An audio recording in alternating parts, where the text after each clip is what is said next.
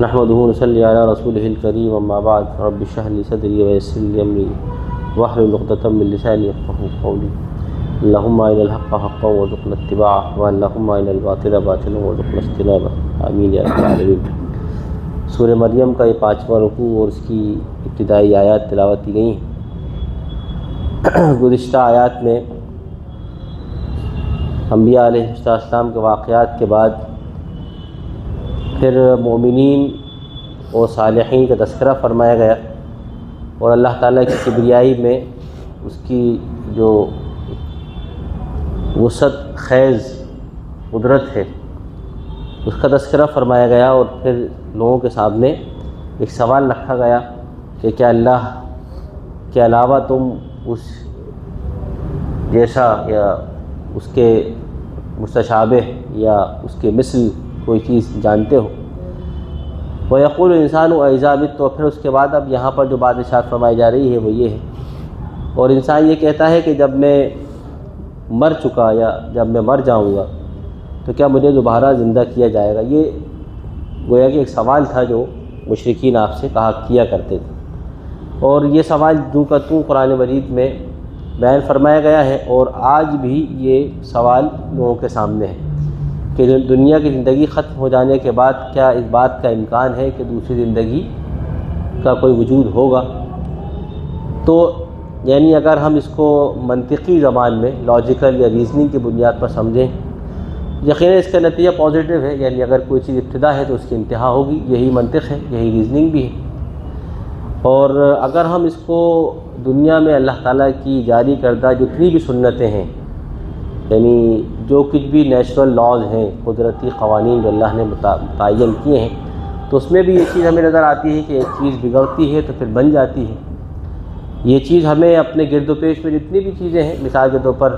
ایک دانہ زمین میں ڈالا جاتا ہے، اپنی وجود کو کھو کر وہ ایک نیا وجود دنیا میں پیدا کر دیتا ہے، پھر وہ اپنا وجود کھو دیتی ہے وہ چیز، اور پھر دوسرا وجود پیدا کر دیتی ہے۔ تو یہ سائیکل جس طریقے سے ابھی تک چلی آ رہی ہے، انسانوں کا آنے اور جانے کی جو صورتحال ہے وہ بھی یہی ہے۔ یہ تمام اس بات پر دلیلیں ہیں کہ انسان کے مرنے اور مٹی ہو جانے کے بعد اس کا زندگی کا وجود یہ محال نہیں، یعنی یہ کوئی چیز ایسی نہیں ہے جو امپاسبل ہو، یہ ہوگی اور یہ چیز ہوتی آ رہی ہے، انسان اس کو اپنے سامنے مختلف شواہد اس کے رکھتا ہے۔ اسی کو قرآن مجید نے اولا یذکر الانسان انا خلقناہ من قبل کہہ کر ارشاد فرمایا ہے کہ کیا انسان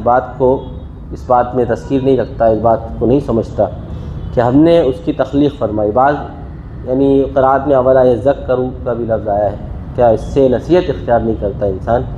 کہ ہم نے اس کو تخلیق کیا اس سے پہلے، ولم یک شیئا، اور اس کی کوئی چیز یعنی وہ نہ تھا، یعنی وہ عدم میں تھا، یعنی اس کی کوئی حیثیت نہیں تھی، پھر ہم نے اس کو بے حیثیت ہو کر کے بھی اس کو وجود بخشا۔ تو یہ اللہ کی قدرت کی ایک بہت بڑی مثال ہے کہ جس کا کوئی وجود نہ ہو اس کو وجود بخش دیا جائے۔ انسان اس معاملے میں بہت کمزور واقع ہوا ہے، انسان اسی چیز کو دنیا میں وجود لا سکتا ہے جس کے پہلے سے مثالیں موجود ہوں، یا اس کے محرکات اور اس کے وسائل موجود ہوں، اور پھر ان وسائل کے اندر وہ تمام قوتیں بھی موجود ہوں جو ان وسائل کو ایک دوسرے سے وابستہ کر سکتی ہوں۔ مثال کے اندر لوہے کے اندر وہ ٹیمپریچر موجود ہو کہ جس کے ذریعے سے پگھل کر وہ کسی سانچے میں ڈھالا جا سکتا ہو۔ اگر لوہا موجود ہے جو وسیلے کے طور پر ہے، لیکن اس کی خصوصیت جو پراپرٹی ہے وہ موجود نہیں ہے کہ وہ گرم ہونے کے بعد نہیں پگھلتا، تو انسان اس کا کچھ نہیں کر سکتا، وہ پتھر کے مانند کہ اس کو کوئی شیپ نہیں دے سکتے آپ۔ تو یہاں پر اللہ تعالیٰ یہ بات ارشاد فرما رہا ہے کہ ایک وقت وہ گزرا ہے کہ انسان پر کہ وہ کوئی چیز نہیں تھا، اللہ نے اس کو عدم سے وجود بخشا ہے، اور جب کہ انسان اپنی ان چیزوں کو بناتا ہے جو دنیا میں وسائل اور اس کے پراپرٹیز کی شکل میں موجود ہے۔ جب انسان ان چیزوں کو اختیار کر کے ان سے ایک نئی چیز پیدا کر سکتا ہے، ان کو وجود بخش سکتا ہے، تو اس کا خالق جس نے انسان کو عدم سے وجود بخشا ہے کیا اس بات پر قادر نہیں ہے کہ انسان کو مرنے کے بعد دوبارہ زندہ کر دے؟ تو یہ اس کی ایک بہت منطقی دلیل ہے، بہت لاجیکل بات اللہ نے ارشاد فرما دی کہ آدمی اگر غور کرے، اور وہ ذہن جو کسی خاص قسم کے ایک مزاج یا کہہ سکتے ہیں خاص قسم کے زاویے میں نہ ہو، یعنی جو صرف انکار محض پر بنیاد نہ ہو کہ بھائی بس مجھے تو ہر چیز کا انکار کرنا ہے، چاہے کوئی بات کیسے بھی ثابت ہو لیکن مجھے تو انکار کرنا ہے۔ اگر کوئی ذہن اس خاص مزاج سے یا اس خاص نوعیت سے خارج ہے، اور وہ چیزوں کو سمجھ کر اس کو ایکسیپٹنس ہے اس کے اندر، تو یہ دلیل اس کے لیے واضح ہے کہ وہ انسان کو اس بات کی ثابت کرتی ہے کہ انسان مرنے کے بعد دوبارہ اٹھایا جائے۔ اللہ نے قسم کھائی کہ تیرے رب کی قسم ہم ان سب کو جمع کریں گے اور شیطان کو بھی، پھر ہم ان سب کو جمع کریں گے، یعنی ہم ان کو اپنے سامنے حاضر کریں گے جہنم کے ارد گرد گھٹنوں کے بل، یعنی پھر یہ جو نافرمان لوگ ہیں جہنم کے ارد گرد یہ گھٹنوں کے بل جمع کر دی جائیں گے۔ اور یہ گھٹنوں کے بل کا مطلب یہ ہے کہ اس طریقے سے پولیس پکڑ کر انسان کو لے جاتی ہے ہتھکڑیاں ڈال کر، تو وہ اس کی ذلت اور اس کی رسوائی اور اس کا جو تکبر ہے، اس تکبر کو ختم کرنے کے لیے ہے کہ جب پولیس کئی لوگوں کے سامنے کسی غنڈے کو پکڑ کر دبوچتی ہے تو گویا کہ اس کی جو دھاک تھی معاشرے میں، سوسائٹی میں جو اس سے ڈرا کرتی تھی، اب اس کی دھاک ختم ہو جاتی ہے۔ تو یہاں پر ارشاد فرمایا گیا ہے کہ شیطان جس دنیا میں دندناتا رہا اور متکبرین جو دنیا کے اندر اہل حق کے مقابلے میں ہمیشہ ڈٹے رہے، آج ان کو جہنم کے سامنے گھٹنوں کے بل جمع کیے جائے۔ ثم لننزعن من كل شيعة ايهم اشد على الرحمن عتيا، اللہ تعالیٰ فرما رہا ہے کہ پھر ہم ان میں سے ہر ایک کی جمعیت میں سے اس کو کھینچیں گے۔ اب شیعہ کا لفظ یہاں پر اس لیے یہ سائیکولوجیکل گفتگو ہے، اصلاً کیا ہوتا ہے کہ آدمی اپنے آپ کو محفوظ سمجھتا ہے مختلف بنیادوں پر، یعنی ایک تو آدمی کی بنیادی ضرورت ہے کہ وہ گھر میں آ کر کے محفوظ ہو جاتا ہے کہ پانی اور ہوا ان سب چیزوں سے محفوظ ہو گیا۔ کپڑے پہننا، وہ کپڑے بھی اس لیے پہنتا ہے کہ اپنے آپ کو ٹھنڈک سے اور گرمی سے محفوظ کر سکے۔ مزید حفاظت کے لیے وہ گھر بناتا ہے، پھر مزید حفاظت کے لیے اس کو اجتماعی زندگی کی ضرورت ہے جس میں وہ اپنے آپ کو محفوظ سمجھتا ہے۔ اور قبائلی زندگیوں میں جہاں پہ جب انسان قبائلی زندگی کا خوگر ہوا کرتا تھا، اس زمانے میں اس کی شیعت یعنی اس کا قبیلہ، اس کا خاندان، اس کا وہ گروہ، وہ اس کی پوری اجتماعی اور اس کی انفرادی زندگی کا ضامن ہوتا ہے۔ ظاہر بات ہے کہ قبائل کے اندر ایک آدمی سے جنگ ہوا ہے کہ اس کے قبیلے کے خلاف جنگ، ایک آدمی سے امن اس کے قبیلے کے ساتھ امن ہے، تو چونکہ انسان اپنے گروہ میں رہ کر اپنے آپ کو بہت مضبوط سمجھتا ہے، تو یہاں اللہ تعالیٰ نے فرمایا کہ جس گروہ کی بنیاد پر وہ اہل حق کے گروہ سے لبرآزما تھا، اور اس کو اس کے گروہ سے جب نکالا جائے گا تو وہ تنہا رہ گیا۔ اس کو یعنی اقبال نے اس کو دوسرے انداز میں کہا ہے کہ ربط قائم فرد ملت سے ہے تنہا کچھ نہیں، موج ہے دریا میں اور بیرون دریا کچھ نہیں۔ یہاں آپ موج کو دریا سے نکال دیں تو اس کی قوت زائل ہو جائے گی، اس طریقے سے انسان کو اس کی اجتماعی سے جدا کر دیں تو اس کی پوری قوت زائل ہو جائے گی۔ تو اس طریقے سے اللہ تعالیٰ فرما رہا ہے کہ آج جو یہ قبیلہ قریش کے لوگ یا بڑے بڑے قبائل کے لوگ جو نبی اکرم صلی اللہ علیہ وسلم کے مقابلے میں صرف اپنے قبیلے کے تکبر کی بنیاد پر ڈٹے ہوئے ہیں، ان کو ان کی شیعت میں سے کھینچ کر الگ کیا جائے تو اب ان کی حیثیت کیا ہوگی؟ یعنی زیرو ہو گئی، یعنی ایک آدمی کو اس کی پوری گروہ میں سے نکالا جائے، اب وہ سنگولر ہے، اب اس کے پاس کوئی پاور نہیں، اس کا سارا پاور جو تھا وہ اس کے گروہ میں تھا، وہ گروہ ختم کر دیا گیا، تو یہ گویا کہ اس کو پاور لیس کر دیا گیا۔ جیسے آپ دیکھیں کہ اس وقت دنیا نے جو صورتحال مسلمانوں کے ساتھ یا دیگر اقوام کے ساتھ جو پوری یعنی پورا جو سسٹم ہے وہ یہی ہے کہ لوگوں کو گویا کہ آپ تقسیم کرتے چلے جائیں گے، ان کی قوت کو بانٹتے چلے جائیں گے، جتنا زیادہ قوتوں کو بانٹ دیں گے اتنا زیادہ تھریٹ ختم ہوتا چلا جائے گا۔ تو اسی لیے آپ دیکھیے بادشاہتیں ختم کر دی گئیں، خلافت ختم کر دی گئی، چھوٹے چھوٹے ملکوں کے ٹکڑے کر دیے گئے، پھر ملکوں کے اندر قوموں کے ذریعے سے ٹکڑے کیے گئے، پھر قوموں کے اندر قبائل کے ذریعے ٹکڑے کیے گئے، پھر خاندانوں کے ذریعے سے، اور پھر اس کے بعد اونچ نیچ کے ذریعے سے۔ تو اس طریقے سے توڑ کرتے ہوئے انسانی قوت جو اجتماعیت میں رہ کر کے بہت زیادہ قوی ہوتا ہے اس کو کمزور کر دیا گیا۔ تو یہاں پر اللہ تعالیٰ فرماتا ہے کہ پھر ہم ان کی ہر شیعت میں سے وہ ان لوگوں کو نکالیں گے اور پوچھیں گے تم میں سے کون ہے جو اب اللہ جو رحمان ہے اس کے مقابلے میں سختی دکھا سکتا ہے۔ اب انسان کو جب توڑ دیا گیا، اس کو تنہا کر دیا گیا، تو اس کے بعد وہ پوری قوتیں ختم ہو گئیں۔ ثم لنحن اعلم بالذین هم اولی بہ صلیہ، اور ہم خوب جانتے ہیں ان میں سے کون ہے جو سب سے پہلے جہنم میں پھینکے جانے کا حقدار بنے گا۔ یعنی اللہ تعالیٰ کے علم میں یہ بھی ہے۔ اب یہاں پر اس آیت سے پہلے والی آیت میں رحمان کا لفظ استعمال فرمایا گیا، یعنی یہاں پر سخت سزا کی طرف اصلا رجحان ہے، اصلا سزا اور عذاب کا تذکرہ آ رہا ہے، لیکن اللہ تعالیٰ نے اپنی صفت رحمان کے ذریعے سے اس کو شروع فرمایا، اس لیے تاکہ دلوں کے اندر اللہ تعالیٰ کی اس صفت خاصہ کے ذریعے سے ایک محبت اور رافت پیدا ہو۔ اللہ یہ نہیں چاہتا کہ دل اللہ تعالیٰ کی طرف سے انسانوں کے ٹوٹ جائیں، بلکہ آخری پیمانے تک وہ چاہتا ہے کہ لوگ اللہ تعالیٰ کی طرف رجوع کریں، اور اگر عذاب کا وقت بھی آنے والا ہو، اگر رجوع کریں تو ہو سکتا ہے کہ اللہ کی رحمت اس کی غضب پر غالب آ کر کے ان کو اپنی رحمت پہ ڈال دے۔ تو اللہ تعالیٰ فرماتا ہے ہمیں خوب معلوم ہے کہ ان میں سے کون ہے جو سب سے پہلے جہنم میں ڈال دیا جائے گا، پھینکا جائے گا۔ وَإِن مِّنكُمْ إِلَّا وَارِدُهَا، اور نہیں ہے تم میں سے ہر ایک شخص مگر یہ کہ وہ اس پر وارد ہو کر رہے گا۔ یہ آیت ہے جس کے یعنی جس کی تشریح میں پھر وہ الجسر یا صراط کا لفظ احادیث میں آتا ہے، امام بخاری نے، امام مسلم نے، بہت ساری روایت سے بات معلوم ہوتی ہے کہ پل صراط سے یعنی تمام انسانوں کو گزرنا ہوگا، اور جو لوگ جیسے کہ حضرت رسول اللہ صلی اللہ علیہ وسلم نے بہت وضاحت کے ساتھ بہت تفصیل روایت میں اس کو ارشاد فرمایا ہے، اور آپ نے فرمایا کہ اس جسر یعنی اس گویا کہ پل کے اوپر یعنی مومنین کی جو رفتار ہوگی وہ کر رعد بجلی کی طرح ہوگی، یا گویا کہ گھوڑوں کی طرح ہوگی، لوگ تیزی سے اس پر سے گزر جائیں گے، اور اس میں سے کچھ لوگ ایسے بھی ہوں گے جو مخدوش ہوں گے، یعنی جو اس میں جو کڑے لگے ہوں گے، اس میں ایک خاص قسم کے جو ہے کانٹے لگے ہوں گے، اور بعض روایت میں آتا ہے کہ وہ کانٹے ایسے ہوں گے جیسے کہ سعدان، جو نجد میں خاص قسم کے کانٹے بنائے جاتے تھے جن کا ایک اسٹرکچر ہوتا ہے، تو اس پل کے اوپر اس قسم کے کانٹے ہوں گے، اور اس میں لوگ الجھ کر کے پھنس جائیں گے، تو جب وہ اپنے آپ کو نکالیں گے تو کسی کے زخم آ جائیں گے، کوئی چھل جائے گا، کوئی کھرچ جائے گا، لیکن وہ اس کو پار کریں گے۔ تو مومنین تو کسی طریقے سے اپنے اعلیٰ ایمان کے نتیجے میں کچھ لوگ تیزی سے نکل جائیں گے، کچھ لوگ گھوڑوں پہ نکل جائیں گے، کچھ لوگ اور تیزی سے نکل جائیں گے، کچھ لوگ اپنے کمزوریوں کی وجہ سے کچھ رگڑ کر کچھ کھرچ کر نکل جائیں گے، اور کافر جو ہیں وہ ان میں گر جائیں گے۔ تو یہاں پر جو بات ارشاد فرمائی ہے مگر یہ کہ تم میں سے ہر ایک شخص کو اس پر سے وارد ہونا ہوگا، تو یہ گویا کہ اس آیت سے معلوم ہوتا ہے کہ چاہے وہ مومن ہو چاہے وہ کافر ہو، اس کو ایک مرتبہ جہنم سے گزرنا ہی ہوگا، تبھی تو جنت کا اصل آدمی جب آزمائش سے گزر کر جنت کی طرف پہنچے گا تب اصلاً اس کو جنت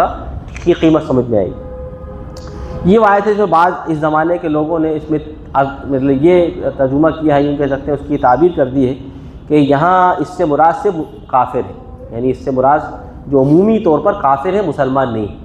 اور ان کے پاس جو دیگر دلائل ہیں وہ یہ ہے کہ قرآن مجید میں کہا گیا ہے کہ مومنین کو اللہ تعالیٰ جنت میں داخل کر دے گا، جنت اوپر کی آیت میں آ گیا ہے کہ اللہ تعالیٰ ان کو جنات عدن میں داخل کر دے گا، تو اس آیت کو انہوں نے صرف کافروں کے لیے مختص کیا ہے، لیکن مجموعی طور پر ہمارے جو سلف مفسرین ہیں، یعنی جس میں امام راضی بھی ہیں، ابن کثیر بھی ہیں، اور ہمارے دیگر جو مفسرین ہیں، انہوں نے اس آیت کے ضمن میں اس حدیث کو تمام مفسرین نے کوٹ کیا ہے، کان علی ربک حتما مقضیا، اور اپنے آپ کے رب پر ایسا کرنا، ایسا فیصلہ کرنا بالکل طے ہو چکا ہے، یہ اللہ تعالیٰ بالکل طے شدہ فیصلہ ہے کہ ایسا ہو کر رہے گا۔ پھر اللہ تعالیٰ فرمایا ثم ننجی الذین اتقوا، پھر ہم ان لوگوں کو جنہوں نے تقوی اختیار کیا ہوگا، ونذر الظالمین فیہا جثیا، اور تو ہم ان کو بچا لیں گے اور ان ظالموں کو اسی میں گھٹنوں کے بل چھوڑ دیں گے پڑا ہوا۔ تو یہاں پر جو بات ارشاد فرمائی گئی کہ ہم انہی لوگوں کو اس عظیم آزمائش سے بچائیں گے جنہوں نے زندگی کے اندر تقوی اختیار کیا ہوگا۔ تو تقوی جو ہے ایک صفت ہے جو انسان کے اندر پیدا ہوتی ہے، اور تقوی انسان کے اندر دو بنیادی تصور سے جنم لیتا ہے، ایک تصور اللہ تعالیٰ سے محبت اور اللہ تعالیٰ سے امید اور خوف، اس کے درمیان کا ایک کیفیت جو انسان کے اندر پیدا ہو، اور دوسری کیفیت رسول اکرم صلی اللہ علیہ وسلم سے محبت۔ اگر انسان کے اندر رسول اکرم صلی اللہ علیہ وسلم سے محبت نہیں ہے تو تقوی اس کے اندر پیدا نہیں ہو سکتی، کیونکہ اگر مثال کے طور پر جب ہم رسول کی زندگی کا مطالعہ کریں، آپ صلی اللہ علیہ وسلم کا نام ہمارے سامنے لیا جائے، آپ صلی اللہ علیہ وسلم کی زندگی کا، ہمارے دل کے اندر اگر ان سے وہ فطری محبت پیدا نہیں ہوتی جو ہمیں والدین سے ہے، جو ہمیں اپنے بیٹے سے ہے، جو ہمارے دیگر ہمارے رشتہ داروں سے ہے، تو گویا کہ ہم فطری طور پر رسول سے اگر محبت کرنے کا ہمارے اندر وہ جذبہ پیدا نہیں ہوتا تو تقوی کا کوئی عنصر ہمارے اندر پیدا نہیں ہو سکتا۔ اس کی وجہ یہ ہے کہ اللہ تعالیٰ کی معرفت کا کلی وجود نبی اکرم صلی اللہ علیہ وسلم کی ذات ہے، یعنی معرفت کی جتنی شعائیں انسان حاصل کرنا چاہے گا وہ نبی اکرم صلی اللہ علیہ وسلم سے ہی حاصل کر سکتا ہے، اس کے بغیر وہ حاصل ہی نہیں کر سکتا۔ تو معرفت کے بغیر تقوی انسان کے اندر پیدا نہیں ہوتا، اور معرفت بغیر رسول کے انسان کے اندر پیدا نہیں ہو سکتی۔ تو نبی اکرم صلی اللہ علیہ وسلم سے محبت کا تقاضا تو یہ ہے کہ جب بھی اللہ کے رسول کا نام لیا جائے تو درود پڑھا جائے، نبی اکرم صلی اللہ علیہ وسلم کی سیرت کا مطالعہ کیا جائے، آپ صلی اللہ علیہ وسلم کی زندگی سے محبت کی جائے، یعنی جب ہم ان کا ذکر خیر کر رہے ہوں، ان کا مطالعہ کر رہے ہیں، ان کے حیات پر ہم کچھ پڑھ رہے ہوں، تو ہمارے دل کے اندر ایک خاص قسم کی رویدگی پیدا ہونا چاہیے، ہمیں محسوس ہونا چاہیے وہ محبت جو ہمیں اپنے باپ اور اپنے بیٹے سے ہے، ویسی ہی محبت ہمیں نبی اکرم صلی اللہ علیہ وسلم سے پیدا ہونا چاہیے، تب تو تقوی اور وہ معیار ہمارے اندر پیدا ہو سکتا ہے جو اصلاً باعث نجات ہے اس آیت کی بنیاد پر، کہ اللہ تعالیٰ ان کو تقوی کی بنیاد پر نجات سے ہمکنار کر دے، ورنہ کیا ہے کہ جو ظاہری تقویٰ ہم لوگوں نے بظاہر اختیار کر لیا ہے، ظاہری تقوی کا مطلب یہ ہے کہ کپڑوں کے بنیاد پر تقویٰ ہے، یا مثال کے طور پر اپنے رہن سہن کی بنیاد پر تقویٰ اختیار کر لیا ہے، اللہ تعالیٰ کا یہ تقویٰ قابل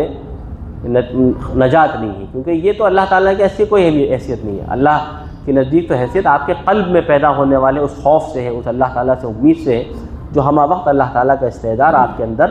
اللہ تعالیٰ کو ہمیشہ آپ کے قلب و جگر میں، آپ کے قلب و نظر میں حاضر رکھتا ہے۔ تو اس کے نتیجے میں انسان کے اندر خیر کل پیدا ہوتا ہے۔ انسان کا تقویٰ پیدا ہوگا تو اس کا حال عمل خیر بنے گا، اگر اس کے اندرون میں تقویٰ ہے، اور اگر اس کے اندرون میں تقویٰ نہیں ہے، اس نے صرف تقوی کا ایک جامہ، خالی ایک اسٹرکچر، خالی ایک لباس ملبوس کر لیا ہے اور اندر کھوکھلا ہے، تو آپ دیکھیے کہ وہ وقت آئے گا کہ اس کے اندر تقویٰ ظاہر ہو جائے گا، کہ کوئی کسی بھی وقت میں وہ اپنے حیولے سے باہر آ جائے گا، کسی بھی وقت میں جو ہے وہ اپنی پرانی شیطانیت پر اور سرکشی پر اتر آئے گا۔ تو اس لیے اللہ تعالیٰ فرماتا ہے کہ یہ تقویٰ، جس سے ہم ان لوگوں کو جو ان حالت یعنی اس پلسرات پہ گزر رہے ہوں گے، ہم ان کو تقوی کی بنیاد پر نجات دے دیں گے، اور ظالموں کو اسی میں گھٹنوں کے بل پڑا چھوڑ دیں گے۔ اور اس کی وجہ یہ ہے کہ وَإِذَا تُتْلَىٰ عَلَيْهِمْ آيَاتُنَا بَيِّنَاتٍ، یہ وہ لوگ ہوں گے کہ جب ہم ان پر آیات بینات پڑھ کر سنایا کرتے تھے، یا ان پر اللہ تعالیٰ کی کھلی ہوئی نشانیاں پڑھ کر سنائی جاتی تھیں، قال الذین کفروا للذین آمنوا، تو کافر مومنین سے یہی کہا کرتے تھے، ای الفریقین خیر مقاما واحسن ندیا، وہ یہ کہا کرتے تھے کہ اگر تم واقعی حق پر ہو تو دونوں فریقین کا موازنہ کرو، کمپیئر، یعنی مشرکین یہ کہا کرتے تھے مسلمانوں سے اور صحابہ سے کہ اگر تم واقعی حق پر ہو تو ہم دو فریق ہو گئے، تم حق پر ہو، تم بقول تمہارے، اور ہم باطل پر ہیں، دونوں فریق ہو گئے، دونوں پارٹیز ہو گئے۔ اب دونوں پارٹیز کو کون جو ہے وہ حق پر ہے، اس کو فیصلہ کرنے کے لیے ان کا ظاہری پیمانہ یہ تھا کہ دیکھو خیر المقام، یعنی دنیا میں آسائش کی زندگی کس کے پاس ہے، یعنی وہ اس کے مال و متاع کے اندر دنیا کی آسائشات کس کے پاس زیادہ موجود ہیں، اور وہ احسن ندیہ، اور کس کی مجلسیں زیادہ، یعنی اس کے اندر کس کی محفلوں میں اور مجلسوں میں زیادہ شور شرابہ ہے، تمہاری محفلوں اور مجلسوں کے اندر یا ہماری محفلوں اور مجلسوں میں۔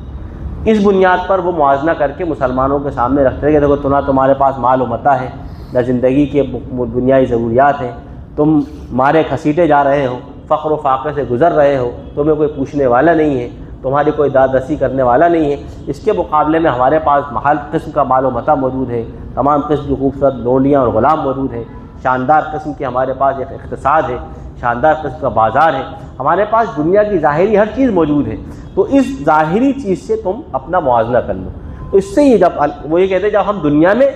اللہ کی نافرمانی جو تم کہہ رہے ہو، اگر اس نافرمانی کی بنیاد پر ہم دنیا میں اتنے سرخرو اور سرسبز و شاداب ہیں، تو اگر یہی تمہارا پیمانہ ہے تو اس اعتبار سے تو بھائی تو ایسی بات ہے آخرت میں بھی ہم سرسبز و شاداب ہی ہوں گے، یعنی اللہ تعالیٰ ہم سے نافرمان، ہم نافرمان ہیں اللہ تعالیٰ کے، اور ہمیں دنیا میں اتنا کچھ دے رہا ہے، تو پھر آخرت میں کیوں نہ دے گا۔ ان کی ریزننگ جو تھی اس کو کہتے ہیں شوڈو ریزننگ، کے مطلب الٹا فلسفہ نکال لیا ہوں۔ تو اللہ تعالیٰ فرماتا ہے کہ وہ اس دلیل کے طور پر ای الفریقین خیر المقام واحسن ندیہ، دیکھو ہم میں سے مقام اور اپنے مرتبے کے اعتبار سے کون خیر پر ہے اور کون کی مجلس ہے۔ ندی کا اصلاً جو ہے عربی زبان میں کہتے ہیں المجلس، محفل جس میں وہ مجلسیں لگتی ہوں اور جام اچھالے جاتے ہوں اور گفتگو ہوتی ہوں، یعنی گویا کہ طرب اور حسن کی محفلیں، تو اس اعتبار سے وہ موازنہ کرتے تھے۔ تو اللہ تعالیٰ فرماتا ہے کما اہلکنا قبلہم من قرن، کہ دیکھو ہم نے ان سے پہلے کتنی بستیوں کو اور کتنے قبیلوں اور کتنی قوموں کو ہلاک کر دیا، جو اساس یعنی اسیٹس کے اعتبار سے بھی ان سے زیادہ خوب تر تھے، اور دیکھنے والی چیزوں کے اعتبار سے رعا یا رعا سے بنا، ریان و بالنے نے ری سے بنا، ریجن، یعنی حضرت عبداللہ ابن عباس نے اس کو ریجن بھی پڑھا ہے، یعنی جو انسان کے پیاس کو بجھا دے، یعنی اللہ تعالیٰ نے ایسی کتنی بستیاں اور قومیں ہلاک کر دیں جو ان مشرکین اور منافقین اور کافروں کے مقابلے میں زیادہ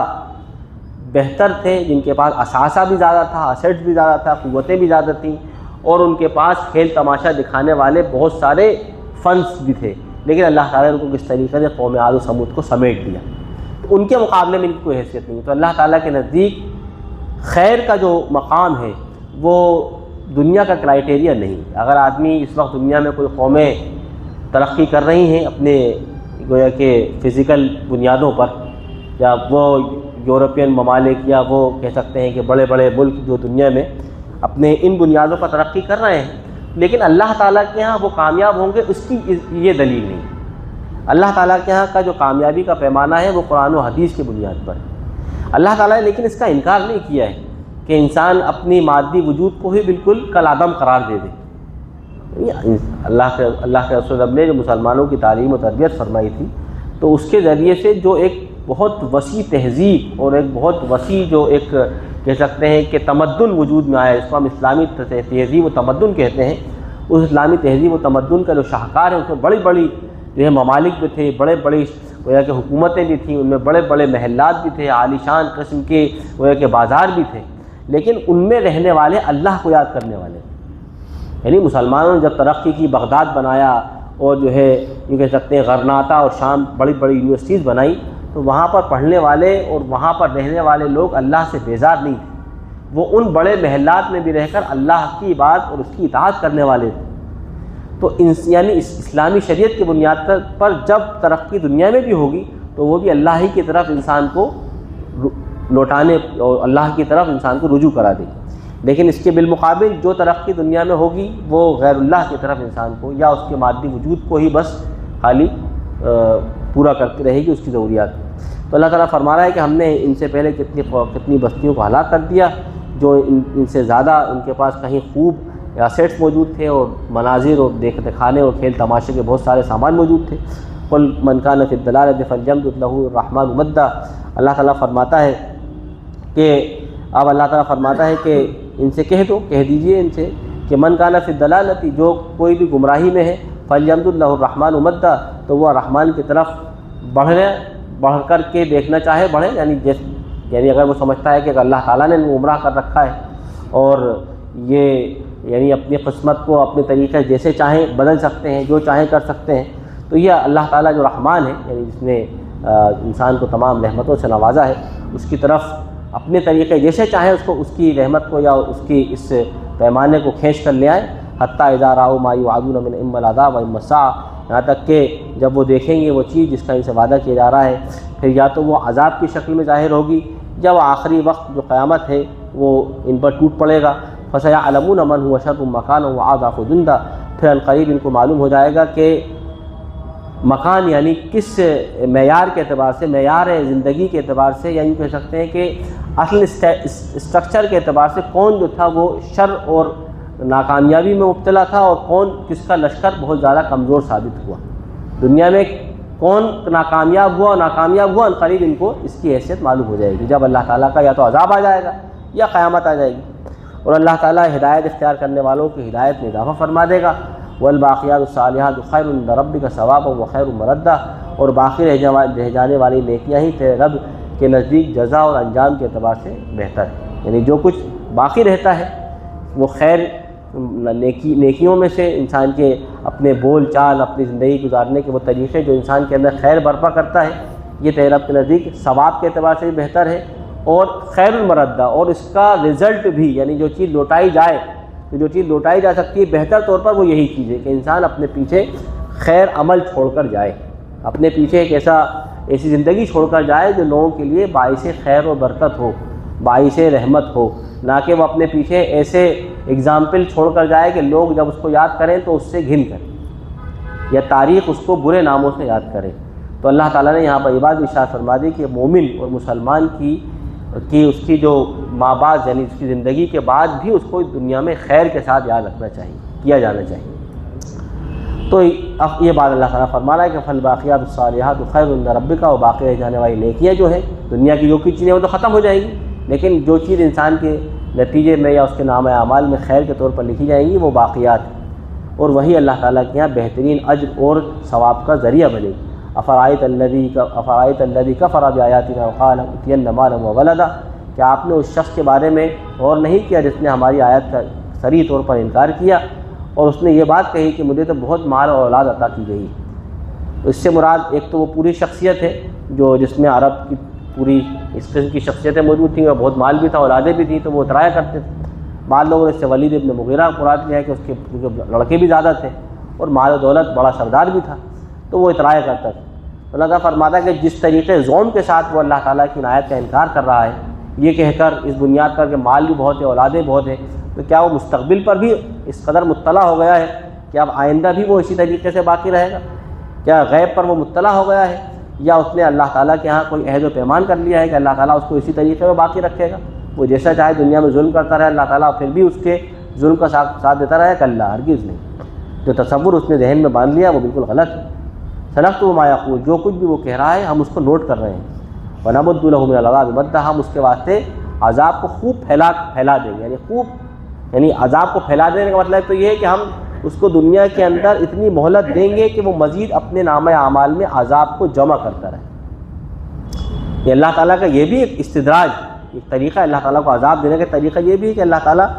یعنی اللہ تعالیٰ کی رحمت یہ کہ آدمی گناہ کرے اور اللہ تعالیٰ اس گناہ کی سزا فوراً دے دے، تو یہ اللہ تعالیٰ کی رحمت ہے کہ اللہ نے فوراً پکڑ لیا اور وہ سمجھ گیا کہ یار میں نے گناہ کیا تھا تو مجھے سزا ملی۔ اور اللہ تعالیٰ کا عذاب کا طریقہ یہ ہے کہ آدمی گناہ کرتا رہے اور اللہ تعالیٰ اس سے صرف نظر کرتا رہے، یعنی آدمی گناہ کر رہا ہے، برائیاں کر رہا ہے، لوگوں کے حقوق دبا رہا ہے، پڑوسیوں کی حق تلفی کر رہا ہے، والدین کے ساتھ نافرمانی کر رہا ہے، لیکن دنیا میں ترقی بھی کر رہا ہے، ہر آسائشہ اس کو ملتی بھی جا رہی ہے۔ تو اب وہ ایک ایسے خاص قسم کے ٹریپ میں مبتلا ہے کہ وہ اپنی برائیوں کو، اپنے ایکشن کو وہ اچھا سمجھ رہا ہے۔ اس وقت ہماری جو کیفیت ہے، اس وقت ملت ہمارے مسلمانوں کی جو مجموعی صورتحال ہے وہ کیا ہے کہ ہم برائیاں تو کر رہے ہیں، لیکن برائیوں پر چونکہ ہمیں سزا نہیں مل رہی بظاہر فوراً، تو ہم سمجھ رہے ہیں کہ جو میرا طریقہ ہے زندگی گزارنے کا یہ بہتر ہے، یہ سکسیزفل طریقہ ہے، یعنی اگر میں رشوت لے کر گھر بنا رہا ہوں اور اس پر مجھے کوئی نقصان نہیں ہوتا، اس کا مطلب یہ صحیح طریقہ ہے۔ اگر میں بیاج پر زمین بیچ کر یا بیاج پر پیسے خرید کر اپنا گھر بنا رہا ہوں اور اس پر مجھے کوئی نقصان نہیں ہو رہا، تو اس کا مطلب یہ ایک سکسیزفل طریقہ ہے جس سے میں اپنی زندگی کو لیڈ کر سکتا ہوں۔ تو اللہ تعالیٰ فرماتا ہے کہ کیا وہ شخص، یعنی اللہ تعالیٰ کے ایک خاص قسم کے عذاب کا طریقہ یہ بھی